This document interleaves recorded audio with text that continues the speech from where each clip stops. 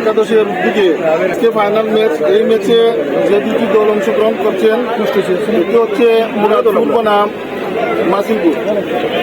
মুরাদপুর বনাম মাসিমপুরের এই উক্ত ম্যাচের আজকে টানটান উত্তেজনা, দর্শকের উপস্থিতি সব মিলিয়ে একটি সুন্দর পরিবেশ। এই সুন্দর পরিবেশ বজায় রাখার ক্ষেত্রে আপনাদের সুন্দর খেলা এবং সুশৃঙ্খল খেলার মাধ্যমে দোরাবাজারের এই শান্তিপ্রিয় মনোভাব, যে মনোভাব নিয়ে আজকে মাঠে এসেছেন আপনারা, সেই মনোভাব যেন শুরু থেকে এবং শেষ পর্যন্ত থাকে।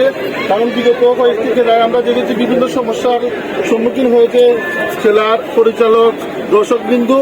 সেই রকম পরিস্থিতি যাতে আপনাদের খেলার মাধ্যমে ঘটে না, সেই দিক লক্ষ্য রাখবেন আর সুন্দর একটি খেলা উপহার দিবেন।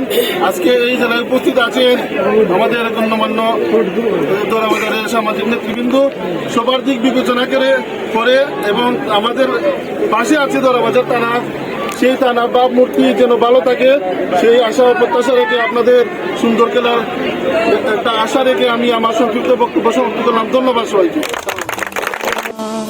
তোর খোকন যেন ভয় না পায় মরণে